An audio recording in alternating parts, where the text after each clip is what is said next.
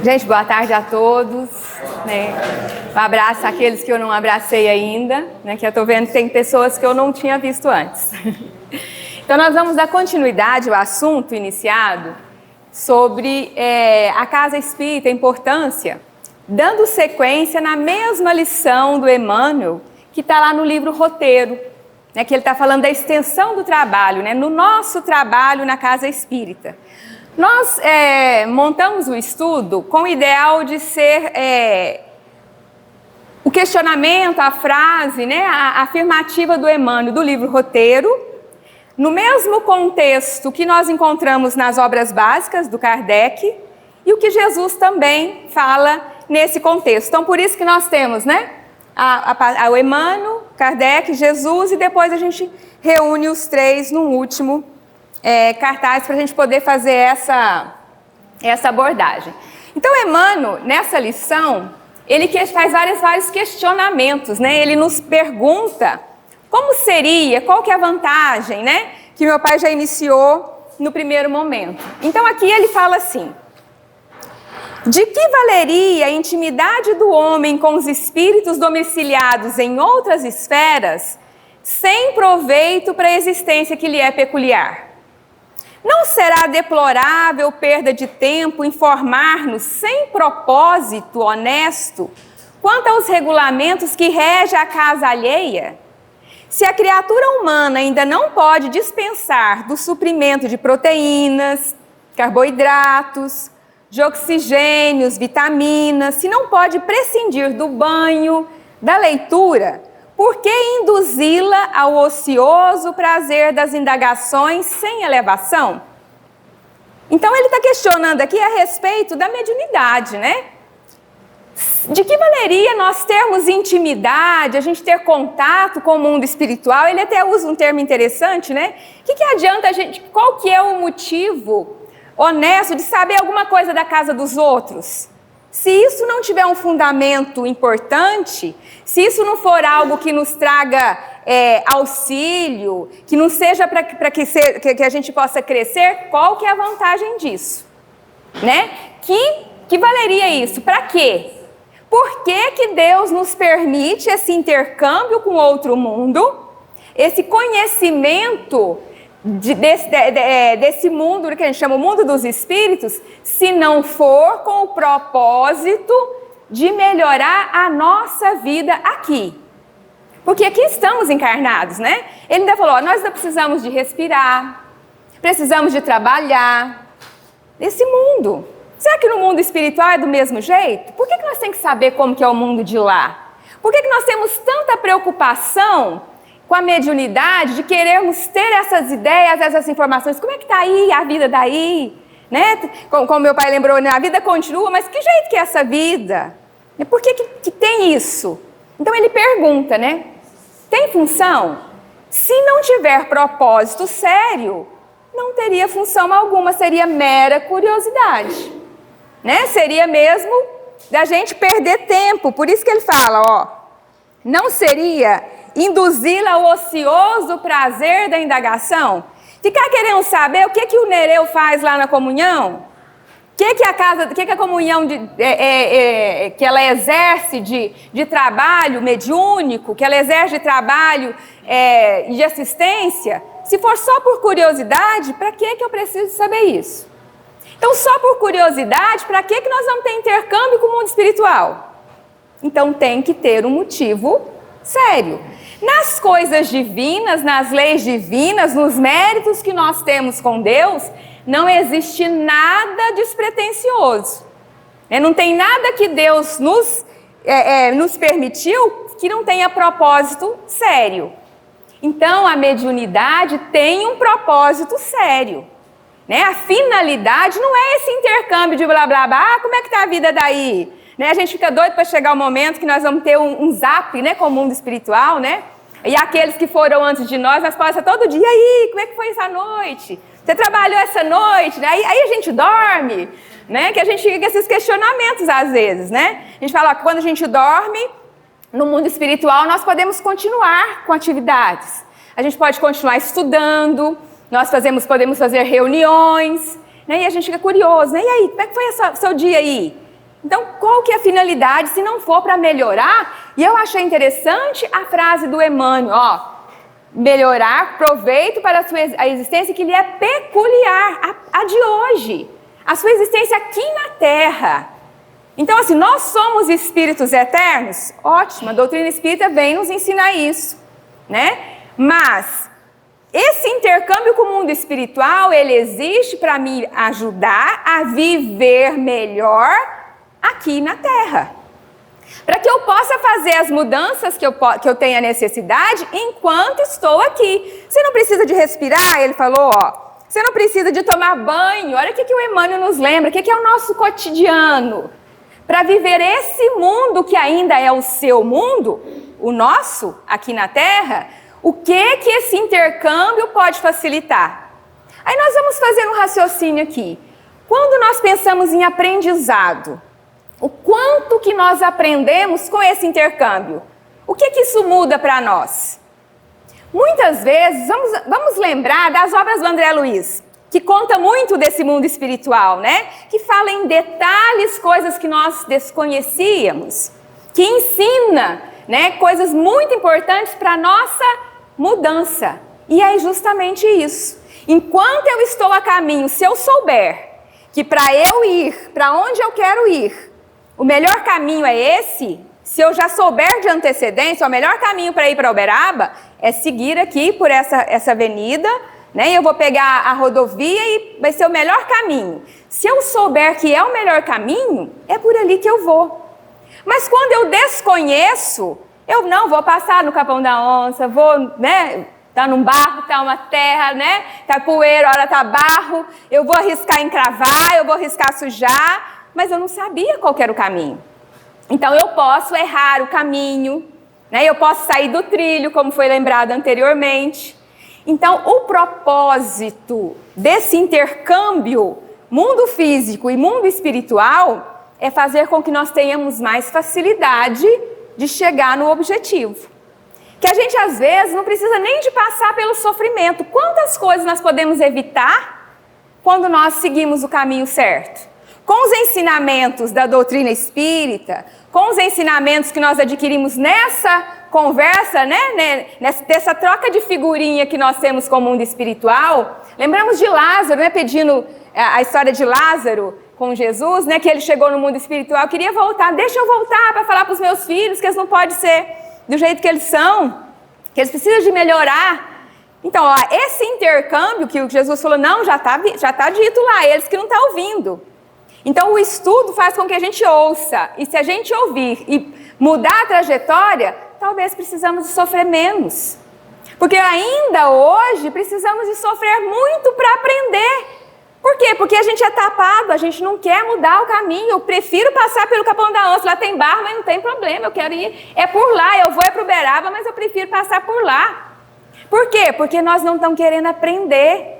Aí nós estudamos a doutrina espírita, nós aprendemos que não, um caminho muito melhor é se você fizer assim. Aí nós mudamos, não precisa a gente sofrer. Não precisa a gente arriscar, perder, a sujar, o que for. É um exemplo bem banal esse que eu estou dando, mas nesse intuito que às vezes nós não precisamos de sofrer para aprender. Se a gente aprender sem sofrer e seguir, olha que bênção. Então Deus não nos criou para sofrer. Nós necessitamos de sofrer porque somos teimosos em aprender, em vendo que o outro fez. Então Allan Kardec, né, vamos voltar no André Luiz, nas lições que ele traz para nós, contando do sofrimento que alguns espíritos passam porque são materialistas, né, outros que não aproveitaram as oportunidades, né, da reencarnação, e aí a consciência pesada, eles contando para nós. Né, lá nas obras nas obras básicas, né, no Céu e Inferno, a mesma coisa, mostrando o sofrimento, né, dos espíritos que desencarnou e contando para nós, olha, eu fui assim, estou sofrendo muito. E também as benesses daquele, olha, eu estou bem, fui bem recebido. Então, esse intercâmbio é para isso. Então, tem um fim útil. Mediunidade é importante? Para nós, ela é muito importante.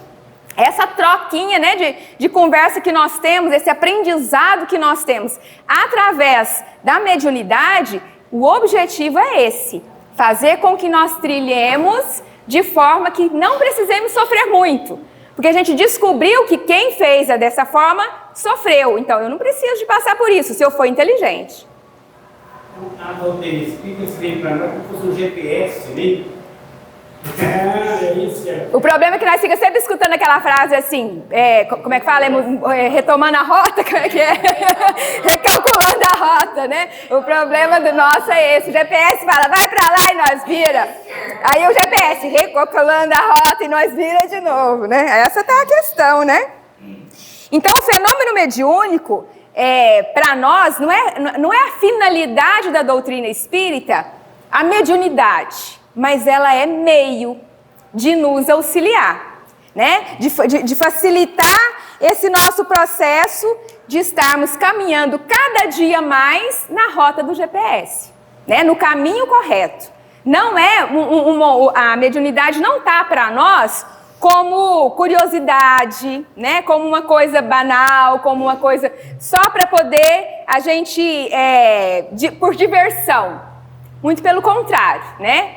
O intuito, né? O propósito desse intercâmbio é o nosso progresso. Não tem outro, né? Outra função.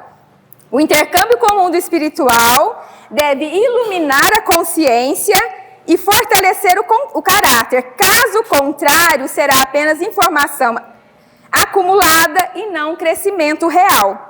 O verdadeiro valor da experiência espiritual está na mudança que ela produz. Então, se o GPS fala vira à direita e a gente segue, né? Então é isso que é a importância. E o que o Kardec, né? Nós estamos lembrando aqui do que o Emmanuel nos questiona e faz a gente pensar. O Kardec, lá no Livro dos Espíritos, na pergunta 800, o Kardec perguntou: não será de temer que o Espiritismo não consiga triunfar da negligência dos homens e de seu apego às coisas materiais? O que ele está perguntando aqui? Vamos falar de uma forma mais simples. Será que o Espiritismo pode fracassar porque as pessoas são descuidadas, né? São muito ligadas às coisas materiais?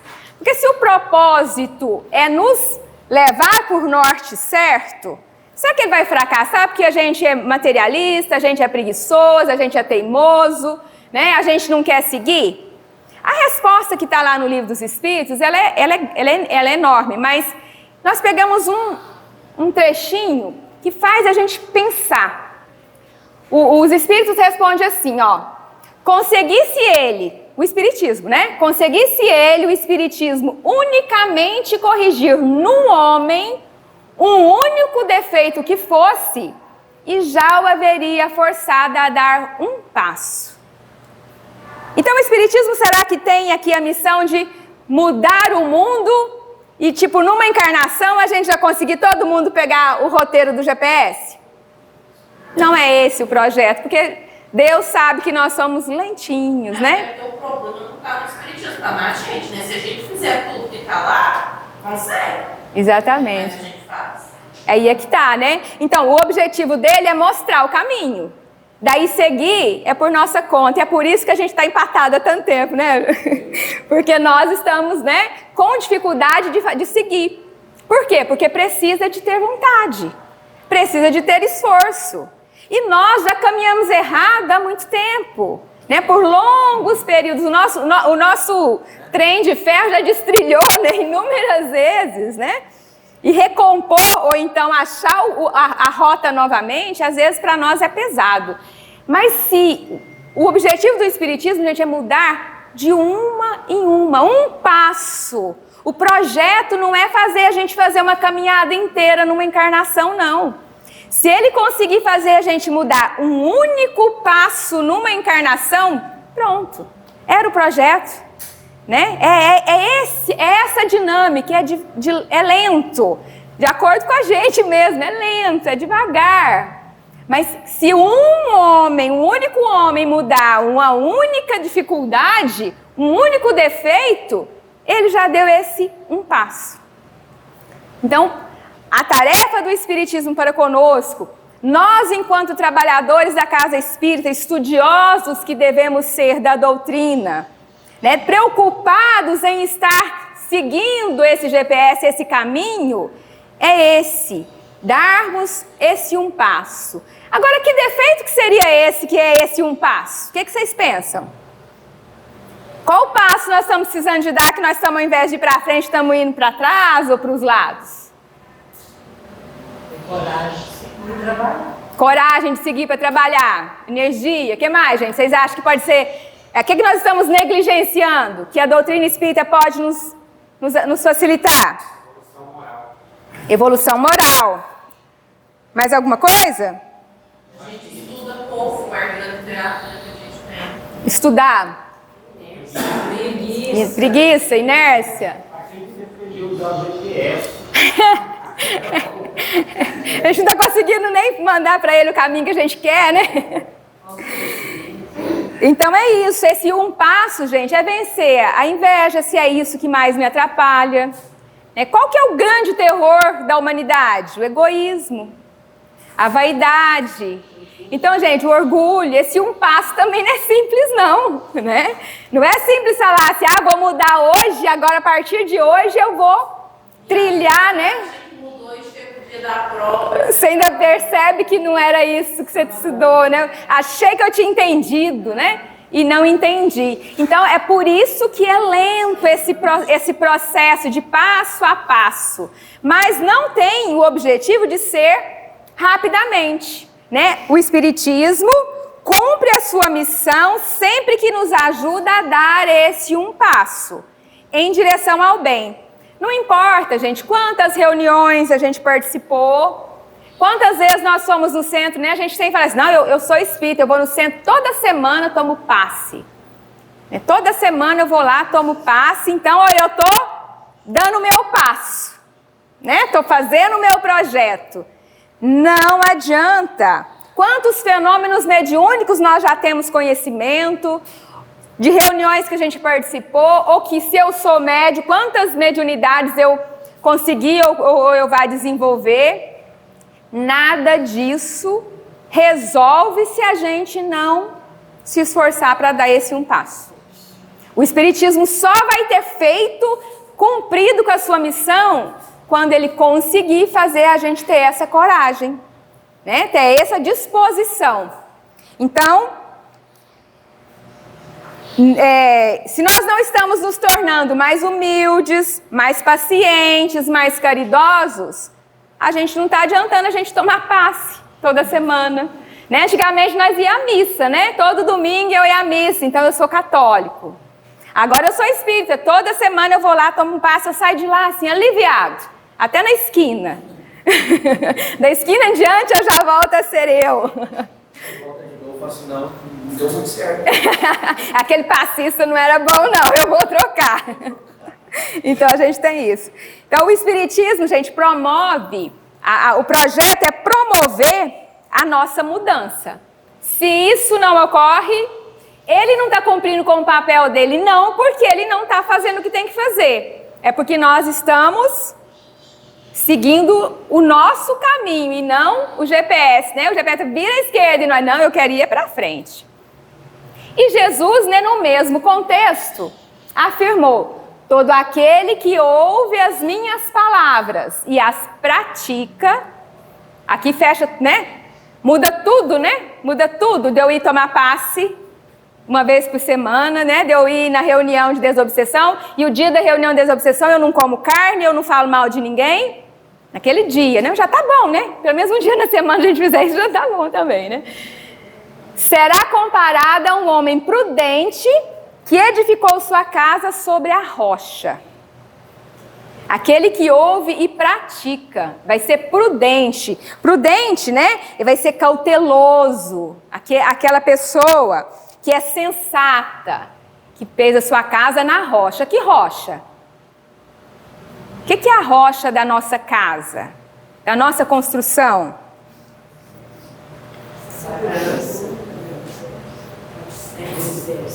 A base. O que é? Deveria ser o Evangelho de Jesus. O Evangelho de Jesus. Nosso sentimento. Sentimento. Então, tudo isso é a base que fortalece, né, que nos fortalece para que nós não caímos, né? Que a gente não, na primeira esquina que tem um buraco na rua, e a gente já cai nele, né? Então, o sensato é aquele que ouve e pratica. O sensato não é aquele que ouve e fica iludido. Né? Voltando de novo à mediunidade, não é aquele que se encanta com essas possibilidades que o mundo espiritual nos mostra, né? Com esse intercâmbio de saber, né? De familiares, de saber histórias, né? Muitas histórias que a gente fala assim, dá um filme, na verdade o filme que copiou as histórias, não a história que copiou o filme, né? Então, não é isso que nos deslumbra, que nos torna melhores.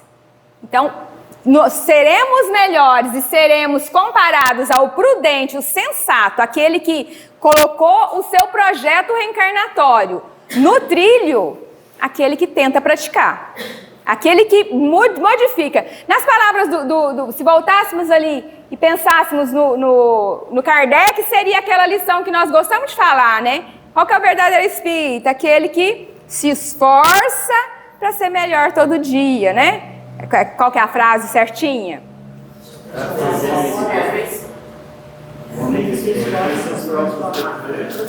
Oi?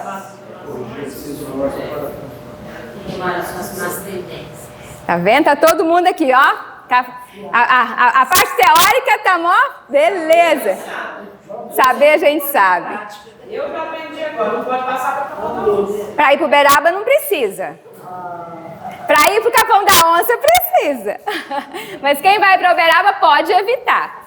Então, né, juntando os três nesse contexto, ó, Jesus apresenta o princípio: praticar o bem é construir sobre base sólida. Né? Base sólida é praticar o bem. Kardec explica o mecanismo. Cada defeito vencido é um avanço real do espírito. Cada passo. E um passo, gente, pode ser 3 encarnações?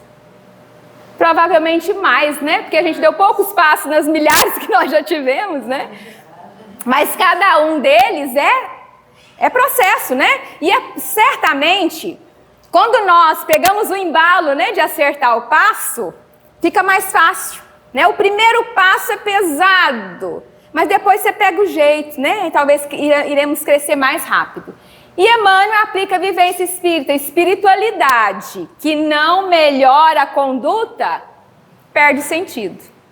Comunicação com o mundo espiritual, só para ficar no leve trás, no blá blá blá da mediunidade, se não for para a gente mudar, sermos melhores, mais harmoniosos, mais trabalhadores no bem, mais humildes, se não me mudou nada, não tem função.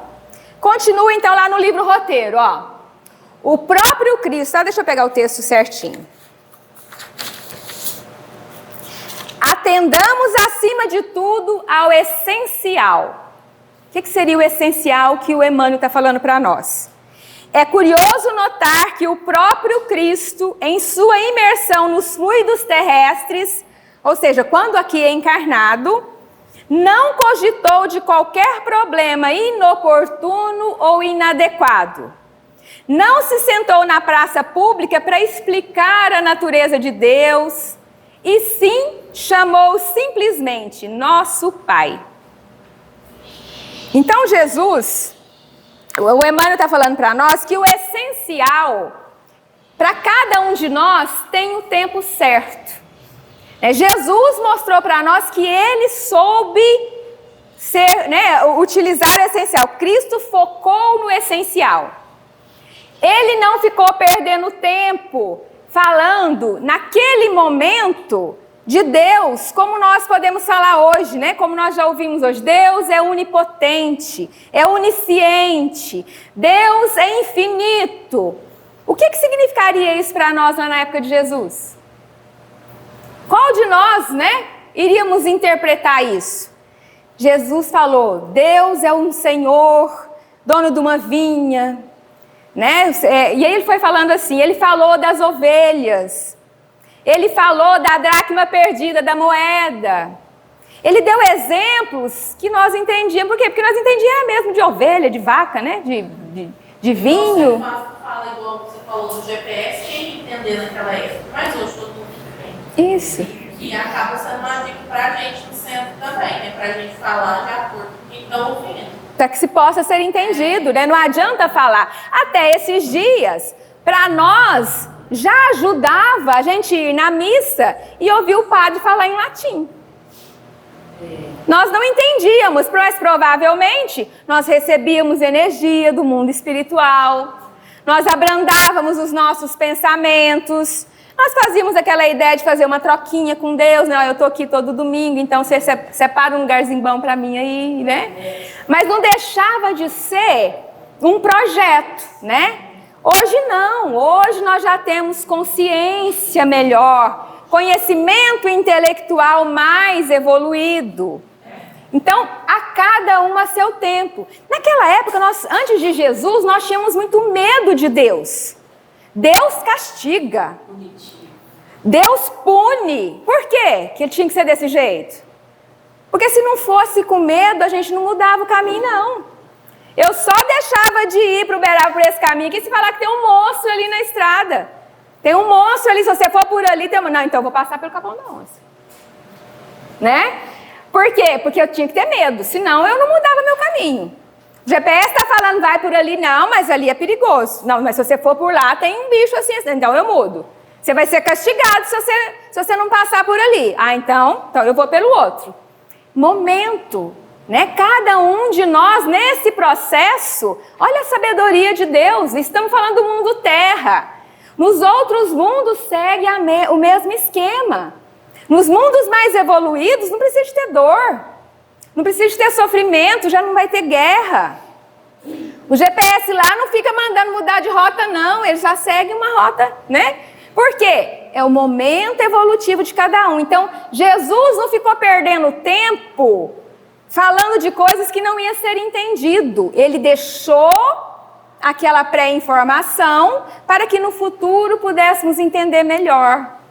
Com o nosso raciocínio, né, mais estabelecido, nós poderíamos então compreender o que ele estava falando. Porque ele não estava falando exatamente de vaca, ele não estava falando exatamente de ovelha, ele não estava falando de moeda, ele estava falando de coisa simbólica. E hoje nós já conseguimos entender as coisas que ele estava falando. E aí já ficou mais fácil interpretar.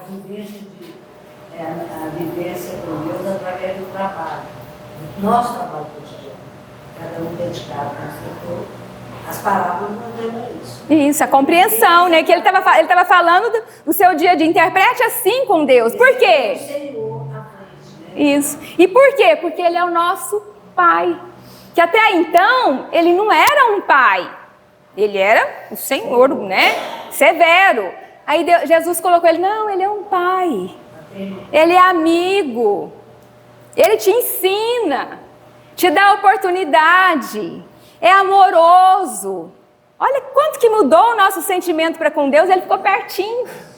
Né? A gente já pensou ele aqui do nosso lado. Nos entendendo. Olha, ele sabe que você é fraco. Que eu estou falando que você ir para lá, você está teimoso, mas ele tem paciência. Então mudou a nossa interpretação de Deus. Então por isso que nós percebemos que a cada momento nós estamos prontos para uma informação. Não é que Jesus não tivesse já prevendo, né, que nós teríamos um momento de entender direito. Aquele momento não era. Aí veio então a doutrina espírita. Agora vocês já sabem um pouco mais. Agora, eu já posso tentar mostrar para vocês o que é reencarnação, que é o que a gente não morre, né? Usando de forma mais clara. Então lá, Kardec mostra, o Espiritismo é a chave com auxílio da qual tudo se explica de modo fácil. Nada ensina em contrário ao que ensinou o Cristo, mas desenvolve, completa, explica em termos claros e para toda a gente o que foi dito apenas de forma alegórica. Jesus precisou de usar a forma alegórica porque nós não entendíamos se ele falasse de forma diferente, né? Então Jesus priorizou o essencial, né? Ele focou no essencial, amor, né? Respeito. servir, agir, né? Perdão. Chegou a hora do Espírito. Né? Chegou no lado do Espírito. E chegou a era do Espírito. Quando vem a explicação da visão da doutrina, a era do Espírito, lá no mundo, a era do Espírito. Isso. Chegou mesmo que chegou o momento para informar isso para a gente. Né? Então, com Kardec, ampliou a nossa capacidade de interpretação. Né? Ele já mostrou isso de uma forma que nós já estávamos mais à frente, né? Então, ele oferece instrumentos racionais para compreender aquilo que no tempo de Jesus só podia ser representado de forma simbólica, né? Nós não iríamos entender. Então, princípios como a imortalidade, justiça divina, já numa justiça de amor, não de punição, né? Então, isso veio depois. Então, por isso que eles são, né, tão interligados, né? Jesus, né, Kardec, a obra, né, de Chico Xavier, elas conversam entre si. Então, o que Jesus tinha falado também nesse sentido? Então, Marcos anotou, né, nas palavras de Jesus, porque o Filho do Homem não veio para ser servido, mas para servir. Então, voltando a essa ideia, né?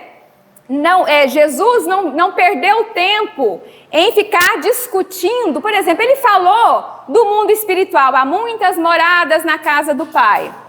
Mas ele não ficou lá explicando que tem Marte, lá é marciano, os marcianos é verde, e eles é assim, né? Tem Júpiter, em Júpiter os animais já são parecidos com os homens, e ele falou que existe. Aí veio a doutrina espírita, e vem falar, o mundo espiritual é assim, os mundos têm, né, progressões, tem mundo lá primitivo, tem mundo lá evoluído, né, já trouxe e ampliou esse conhecimento.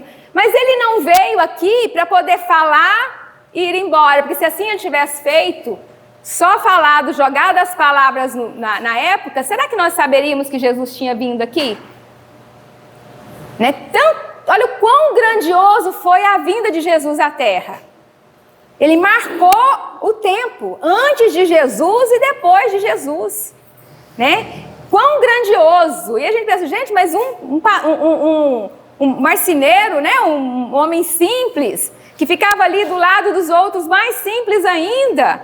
Por que até hoje é lembrado? Por que o mundo dividiu o tempo entre ele antes e depois? Ele veio demonstrar, gente, dá para seguir, eu estou reencarnando, eu estou aqui entre os homens, né? Estou seguindo o mesmo caminho que vocês têm que seguir aqui, ó. Eu reencarnei na forma humana, passo pelas dores que vocês passam, e nem por isso eu estou, né, errando, vocês podem seguir certo. Então ele veio para servir, para mostrar para nós, né, qual que é o caminho, ó. Em um mundo, Jesus veio mostrar que servir no mundo que a gente acha que quem é mais importante é servido. E quando ele falou isso aqui, eles estavam discutindo entre os apóstolos ali, quem era o mais importante. Qual que era o mais importante aqui na Terra? E aí eles ficavam prejulgando, inclusive, falando que Jesus era o mais importante. Então que ele deveria estar sendo, né, elevado num pedestal e não sendo um simples ali no meio do povo.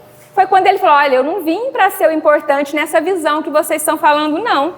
Eu sou filho do homem, estou na terra reencarnado, mas na gerência de Deus, né? Com propósito divino. Então, mostrando que servir é caminho de elevação, de combate às dificuldades, né? As nossas más tendências, né? Ampliar o amor, né? Vivenciar a dificuldade, a dor, a tristeza, né? A solidão e vencer isso com alegria.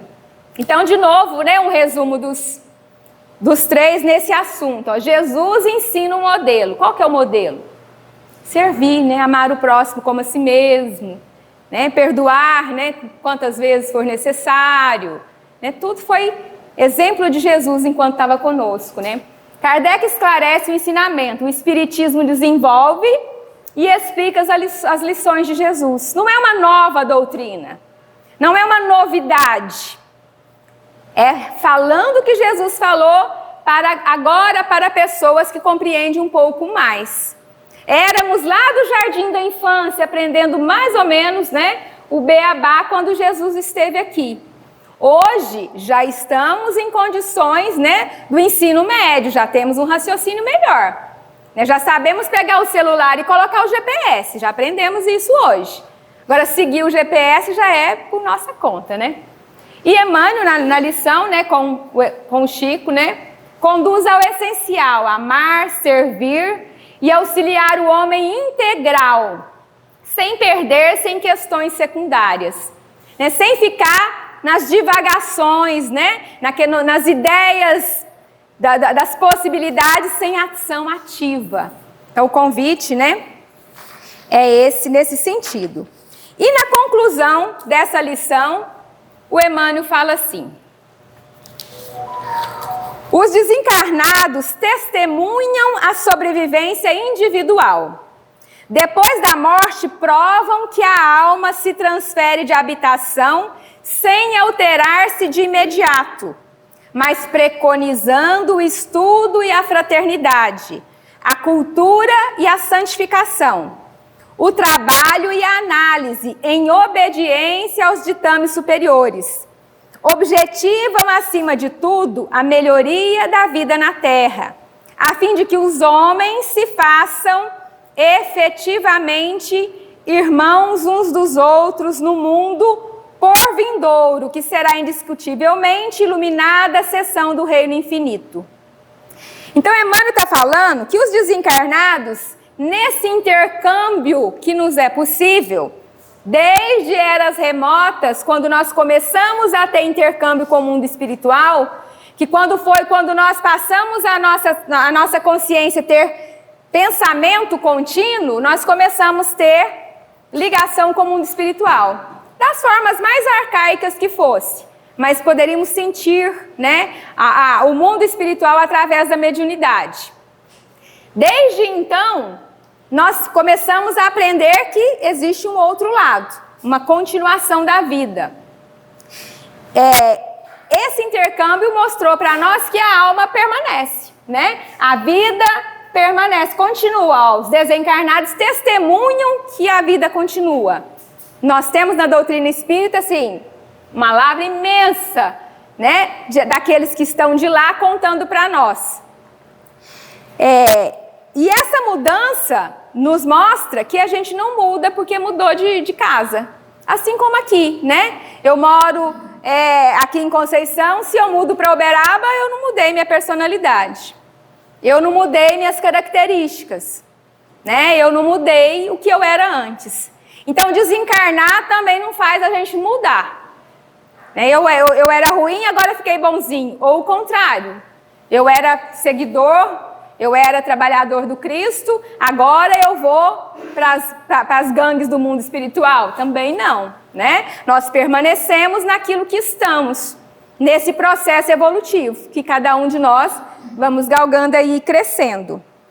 Então, nessa reflexão, o intercâmbio espiritual existe para favorecer a evolução, não para alimentar especulações, né? O maior objetivo é a melhoria da vida na Terra.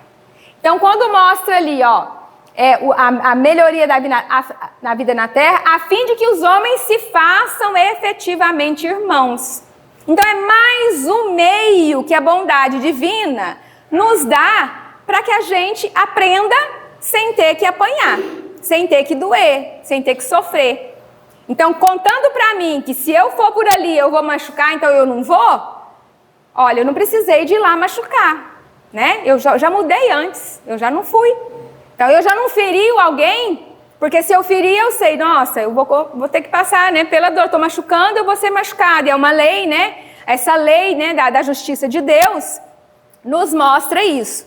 Então, o objetivo desse intercâmbio espiritual, reafirmando que nós começamos lá, né, na nossa primeira fala, é essa: nos tornar melhores.